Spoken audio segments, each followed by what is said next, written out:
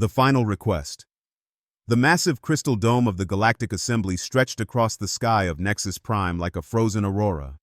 Inside this architectural marvel, representatives from 12 different species gathered in a chamber that could hold 50,000 beings. Today, the hall buzzed with anticipation as humanity prepared to make what many considered their most important request in over a century.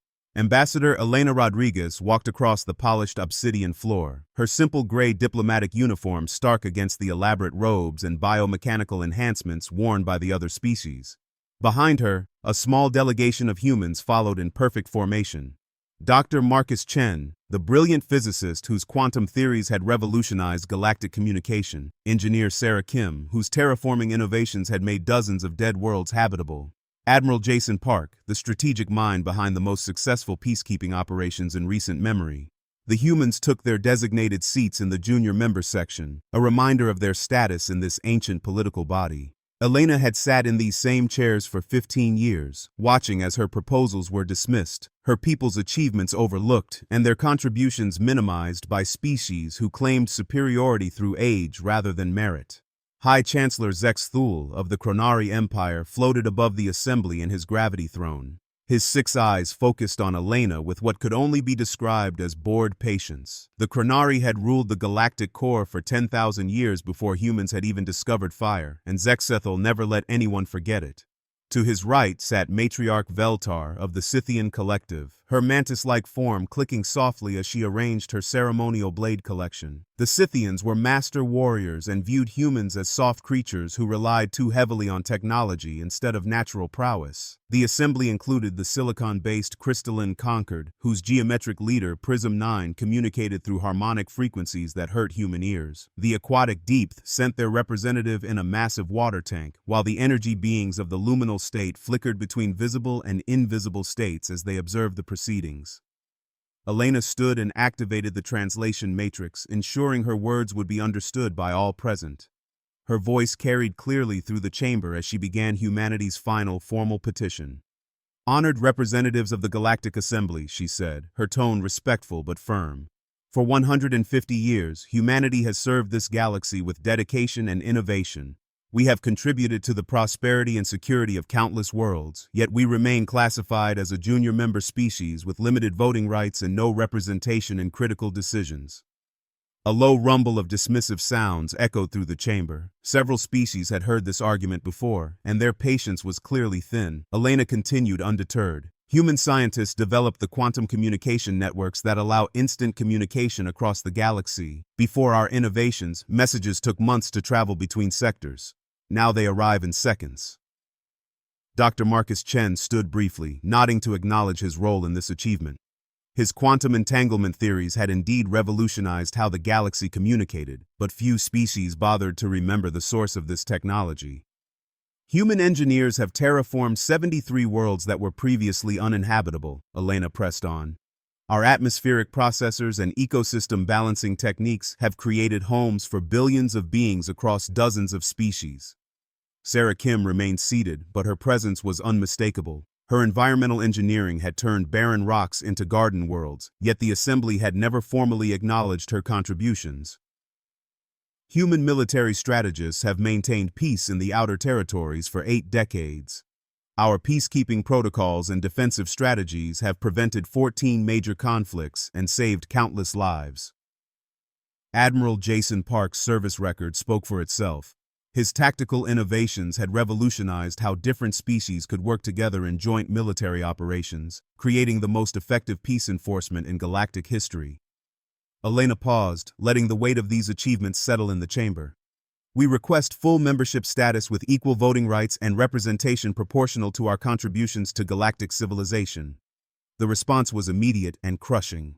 High Chancellor Zex Thul's laugh resonated through his throat sacs, creating a sound like grinding metal. "Humans," he said with obvious amusement, "you have existed in space for barely 2 centuries. The Chronari Empire spans 50,000 years of civilization. You are children playing with toys you barely understand." Matriarch Veltar's blades clicked together in what passed for Scythian laughter. "Your species still wages war upon itself. You poison your own home world. You create weapons capable of destroying entire planets. These are not the actions of a mature species worthy of leadership. Prism Nine's harmonic voice cut through the air like crystalline wind chimes. Technological contribution does not equal wisdom. Your innovations are clever, but wisdom comes only with age. When your species has survived as long as ours, perhaps we will reconsider.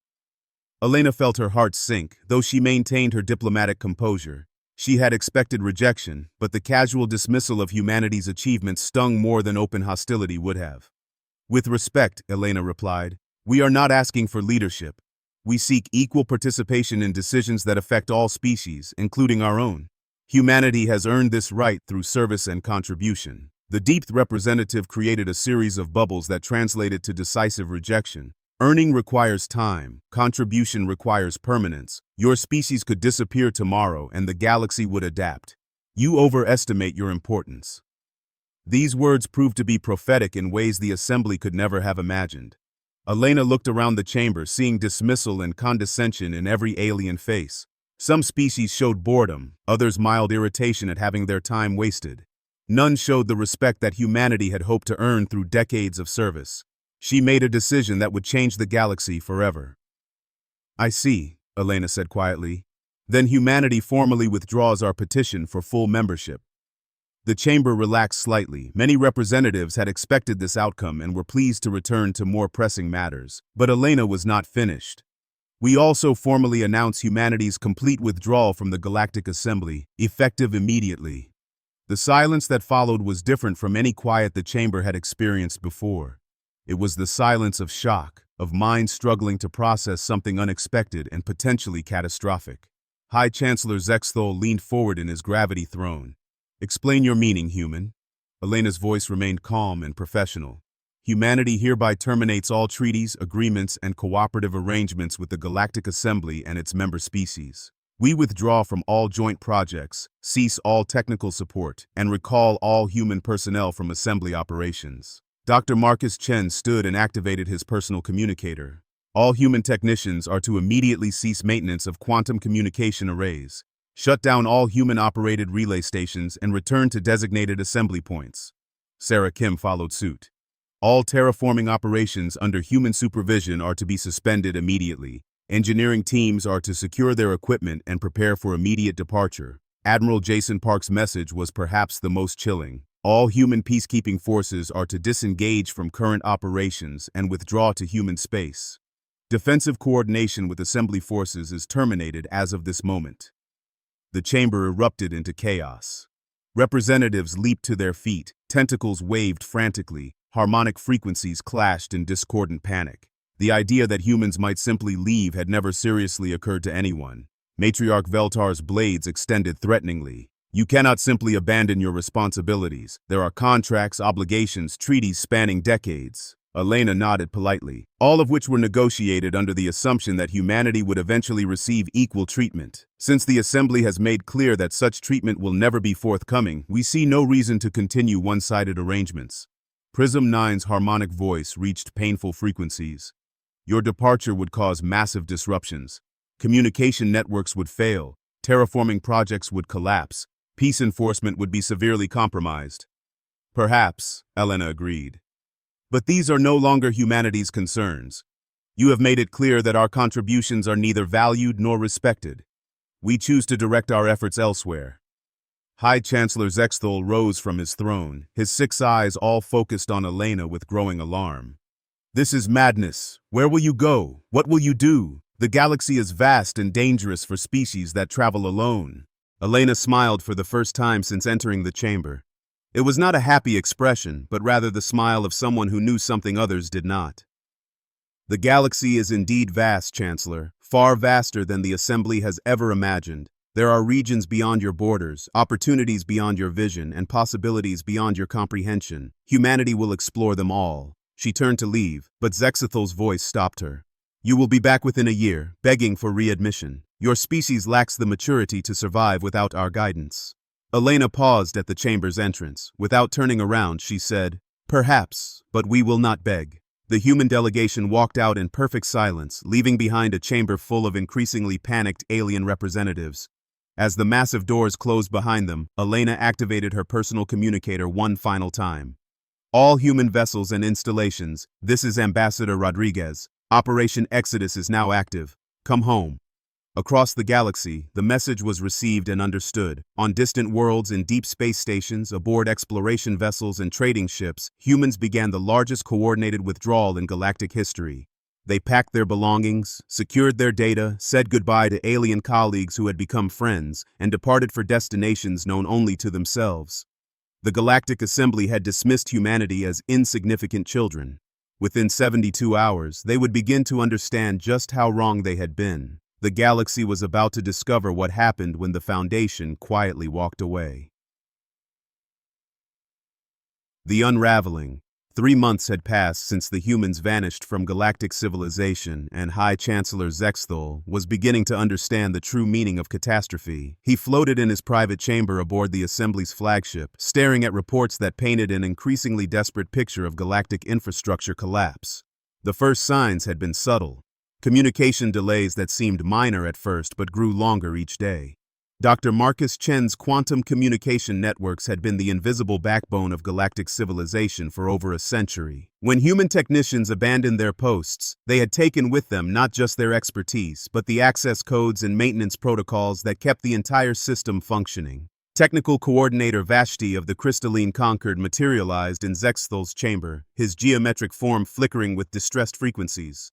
Chancellor, the communication breakdown is accelerating. We have lost contact with 14 sectors in the Outer Rim. The quantum relay stations are failing faster than we can dispatch repair teams. Zexithol's 6 eyes focused on the holographic display showing the galactic communication network.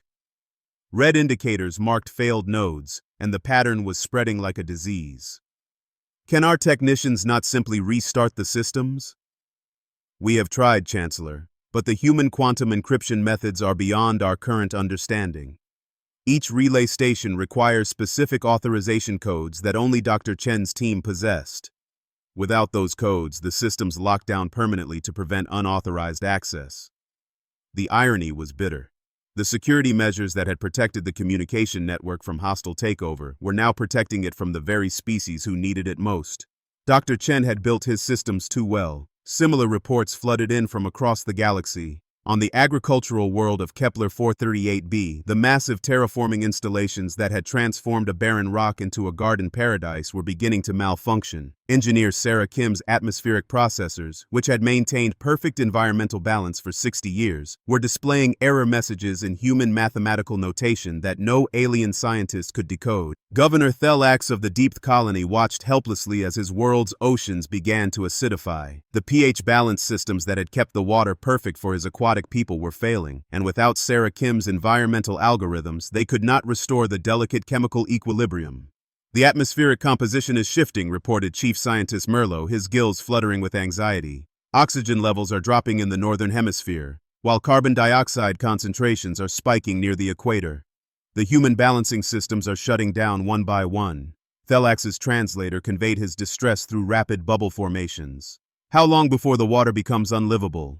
At current rates of change, perhaps 6 months before mass population displacement becomes necessary. The humans designed these systems to be self-maintaining, but they also made them impossible for other species to repair without their specific knowledge. Across the galaxy, similar crises multiplied. The beautiful crystal cities of the luminal state found their energy distribution networks fluctuating wildly. Human-designed power grids that had provided stable energy for decades were experiencing cascading failures that threatened to leave entire worlds in darkness. But perhaps the most alarming development came from the outer territories, where Admiral Jason Park's peacekeeping strategies had maintained stability for over 80 years. Without human military coordination, the careful balance of power that had prevented major conflicts was rapidly dissolving. Commander Raxith of the Scythian Defense Force stood before a tactical display that showed increasing chaos throughout the border regions. Pirate activity had tripled in the past month. Territorial disputes that had been peacefully resolved for decades were erupting into armed conflicts. Trade routes that had been secure under human protection were becoming death traps for merchant vessels. The humans did not just provide military force, Raxith explained to an emergency council meeting. They provided the intelligence networks, the diplomatic protocols, and the strategic thinking that prevented conflicts from escalating. Without their early warning systems, we are blind to developing threats. Matriarch Veltar's blades clicked with frustrated anger. We are Scythians. We do not need human guidance to maintain order. With respect, Matriarch, we do, Raxith replied grimly. The humans understood something we never grasped. They saw the galaxy as a single interconnected system rather than isolated territories. Their strategic approach prevented problems before they became crises. Now we can only react to disasters after they occur. The evidence was overwhelming. In the vegan sector, 3 separate species were mobilizing fleets over mining rights that had been peacefully arbitrated by human mediators for 40 years. The mediation protocols existed, but without human diplomatic expertise to implement them, the negotiations had collapsed into threats and saber-rattling. On the trade world of New Centauri, merchant vessels waited in massive queues for cargo inspections that normally took hours but now required days. Human efficiency experts had streamlined the processes that kept galactic commerce flowing smoothly. Without their organizational systems, trade was slowing to a crawl. High Chancellor Zex Thul called an emergency session of the full assembly. As representatives gathered in the Great Crystal Dome, the mood was noticeably different from 3 months earlier. Gone was the casual arrogance and dismissive superiority. In its place was growing fear and dawning realization. "Fellow representatives," Zex Thul began, his voice lacking its usual commanding presence. "We face unprecedented challenges across multiple sectors. Communication networks are failing, environmental systems are malfunctioning, trade routes are disrupting, peace enforcement is compromised." Prism 9's harmonic voice carried notes of barely controlled panic. "Our attempts to locate human settlements have failed completely. They appear to have vanished beyond the galactic barrier into regions we cannot access." This revelation had shocked the Assembly's best scouts and explorers. Humanity had not simply relocated to distant star systems within known space. They had somehow moved beyond the galactic edge, into the dark void between galaxies where no other species had ever established permanent settlements. The technology required for such an exodus was staggering. Creating sustainable colonies in intergalactic space would require energy sources, life support systems, and resource processing capabilities far beyond what the Assembly had believed humans possessed. Technical specialist Doxmar of the Silicon Collective presented the most disturbing findings. "Our analysis of abandoned human facilities reveals evidence of advanced technologies we never knew they had developed. Energy signatures suggest power generation methods that exceed our theoretical maximums. Material composition of their remaining equipment indicates manufacturing processes we cannot replicate." The implication was clear. While serving the Assembly as junior members, humanity had been conducting secret research and development that had advanced their technological capabilities far beyond what they had revealed. The species the Assembly had dismissed as primitive had been quietly surpassing their supposed superiors. Economic reports painted an equally grim picture. Galactic GDP had declined by 30% in 3 months. Worlds that had depended on human-coordinated trade networks were experiencing shortages of essential goods. Medical supplies were running low as human pharmaceutical research facilities had been abandoned. Food distribution systems designed by human logistics experts were breaking down, leading to famine on several dependent worlds. Dr. Yildash of the Medical Consortium delivered perhaps the most frightening report of all.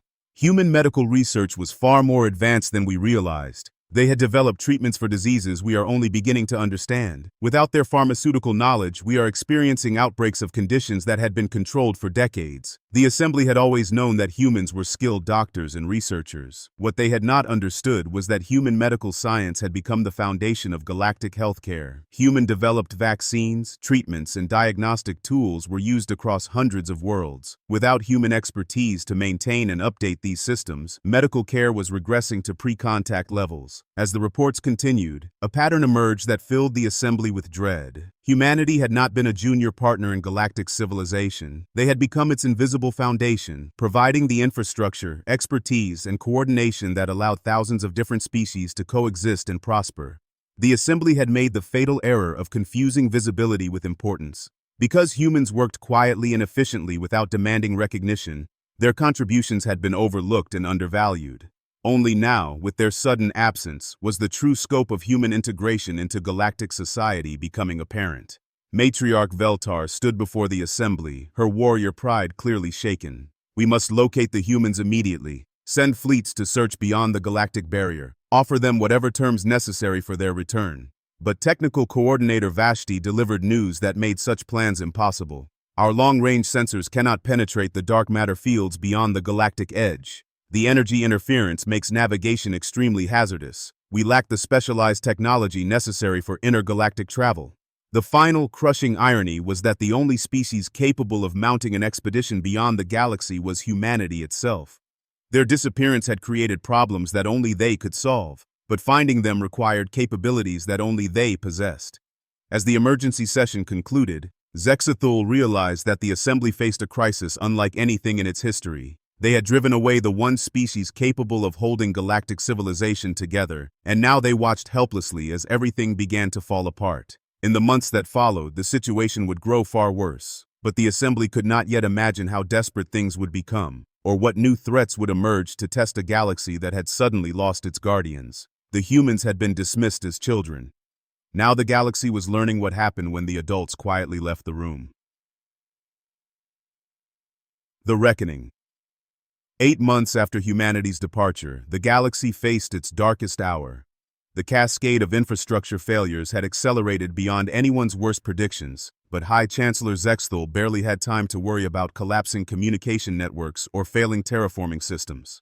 A far more immediate threat had emerged from the void between galaxies. The first warning came from the automated defense platform at the Galactic Rim, one of the few early warning systems still functioning after the human exodus. The message was brief and terrifying. Massive energy signatures detected in dark space, unknown vessel configurations approaching at relativistic speeds. Estimated time to galactic border, 72 hours. Zexathul's 6 eyes focused on the tactical display with growing horror. The energy readings were unlike anything in the Assembly's databases. These were not ships in any conventional sense, but rather massive biomechanical constructs that seemed to bend space around themselves as they moved. The Vex swarm had returned. Commander Raxith of the Scythian Defense Force stood before the Emergency War Council, his expression grim. The Vex last invaded our galaxy 3,000 years ago. According to historical records, they consumed entire star systems before our combined fleets could drive them back into dark space. Matriarch Veltar's blades extended unconsciously as ancient genetic memories stirred. The Vex are not mere conquerors, they are devourers. They consume matter, energy, and even information itself. Worlds they touch become lifeless husks. What terrified the Assembly most was the timing. The historical records showed that humanity had played a crucial role in the last Vex defeat, even though they had only recently achieved spaceflight. Human strategic innovations and technological solutions had provided the edge necessary to repel the invasion. Now the Vex were returning, and humanity was gone. Dr. Yildash of the Medical Consortium reported the most disturbing discovery of all. Our analysis of the Vex approach vectors shows they are following the same routes they used in their previous invasion. But those routes were mapped and monitored by human deep space sensor networks, the networks that are now offline. The implication was clear. The Vex had been probing galactic defenses for centuries, held back by monitoring systems and early warning networks that were primarily human-designed and human-operated. With those systems dark, the galaxy was blind to the approaching threat. Technical Coordinator Vashti's harmonic voice carried frequencies of pure panic. Our defensive coordination systems are still compromised. Fleet movements that should take hours now require days to organize. Communication between battle groups remains unreliable. We cannot mount an effective coordinated response.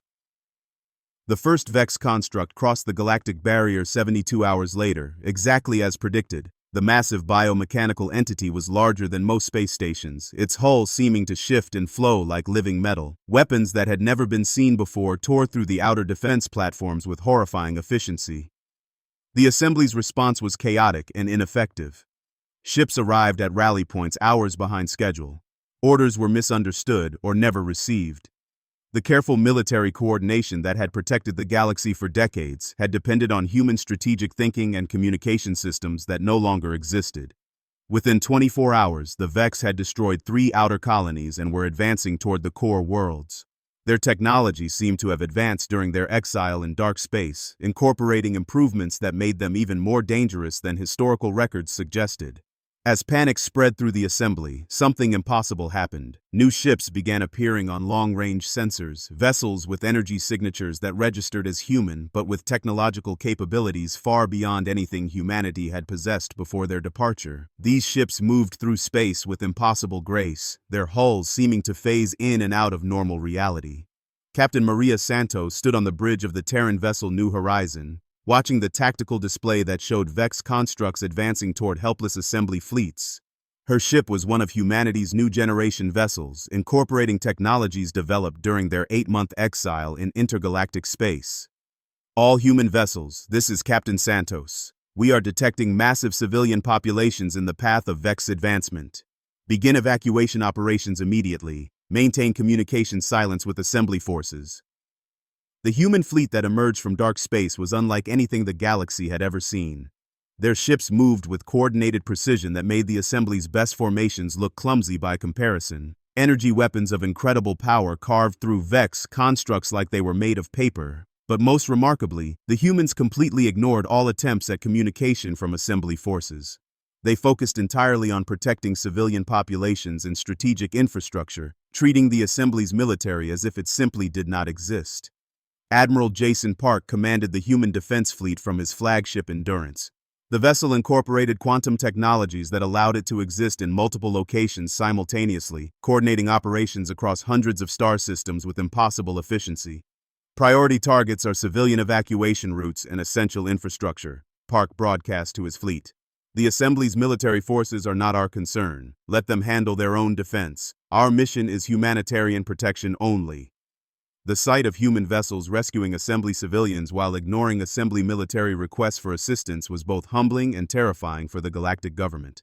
The humans had returned not as allies or enemies, but as something far more unsettling. Indifferent protectors who no longer considered the assembly worth acknowledging. Dr. Marcus Chen's new communication systems allowed the human fleet to coordinate with a precision that bordered on telepathic. Information flowed between ships instantly and securely, creating a level of tactical awareness that the Vex could not counter. Engineer Sarah Kim's environmental systems had evolved during humanity's intergalactic exile. Her ships could terraform entire worlds in days rather than decades, creating safe havens for refugees faster than the Vex could advance. The human rescue operation was flawless and professional. Evacuation ships appeared at threatened worlds before local governments even realized they were in danger. Medical vessels treated injured civilians with technologies that seemed almost magical in their effectiveness. But throughout the operation, the humans maintained absolute communication silence with assembly forces. They saved billions of lives while treating their former colleagues as if they no longer existed. The tide of battle began to turn when Captain Santos deployed humanity's new weapon systems. Energy beams that could target Vex constructs across interstellar distances destroyed the invaders faster than they could reproduce. Defensive screens that could protect entire star systems made Vex attacks ineffective. High Chancellor Zexthul watched the human fleet operations from his command center, feeling emotions he had never experienced before. Gratitude, shame, and fear warred within him as he realized that humanity had become something far beyond what the Assembly had ever imagined possible. Open all communication channels, he ordered desperately. Contact the human fleet immediately, offer full apologies and complete Assembly restructuring. But the humans continued to ignore all Assembly transmissions. They fought the Vex with devastating effectiveness while treating their former galactic government as irrelevant to their concerns. The war lasted 72 hours. When it ended, the Vex swarm had been completely destroyed, driven back into dark space with losses so severe they would never threaten the galaxy again. Human technology had evolved so far during their exile that the ancient enemy posed no serious challenge. As the human fleet prepared to withdraw, a single vessel changed course and approached the Assembly homeworld. It was a small diplomatic ship, elegant and unarmored, identical to the vessel that had brought Ambassador Elena Rodriguez to the Assembly 8 months earlier. Elena walked into the assembly chambers exactly as she had before, but everything had changed. The elevated platforms and hierarchical seating arrangements were gone, replaced by a simple circular arrangement where all representatives sat as equals. The assembly had learned humility through necessity. Ambassador Rodriguez, Zexthul said, his voice carrying none of its former arrogance. The assembly formally apologizes for our previous errors. We request immediate negotiations for humanity's return to galactic civilization. Elena's smile was polite but distant.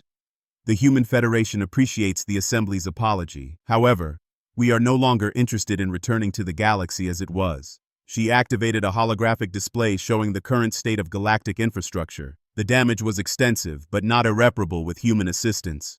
Humanity offers the following terms, Elena continued. Complete restructuring of galactic governance based on contribution rather than age. Equal representation for all species regardless of their historical claims. Immediate implementation of human-designed systems for communication, defense, and infrastructure management. The terms were not negotiable. They were a statement of reality from a species that had transcended the need to ask for permission. Matriarch Veltar's blades clicked softly. And if the assembly refuses these terms? Elena's expression remained neutral. Then humanity will continue to protect civilian populations and essential infrastructure while the assembly governs whatever remains of its authority. We no longer require the assembly's permission to act in the galaxy's best interests. The message was clear. Humanity had returned not as petitioners, but as protectors. They would save the galaxy whether the assembly cooperated or not, but the old order of dismissive superiority was finished forever. Zexthul looked around the chamber at his fellow representatives. Fear, shame, and pragmatic necessity warred in their expressions. They had no choice, and everyone knew it. The Assembly accepts humanity's terms, he said quietly. We formally request immediate assistance in rebuilding galactic civilization under human guidance. Elena nodded politely. Reconstruction teams will begin arriving within 72 hours. The new galactic government will convene once essential systems are restored. As she prepared to leave, Zexthul asked the question that had haunted him for months.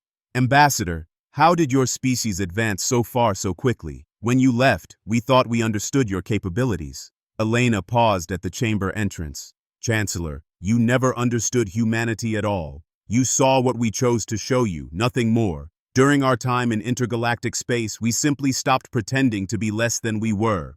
The door closed behind her, leaving the assembly to contemplate a galaxy where humanity was no longer asking for equality, but ensuring it through quiet, undeniable competence. The species that had been dismissed as children had returned as the adults the galaxy desperately needed. The reckoning was complete, and a new age had begun.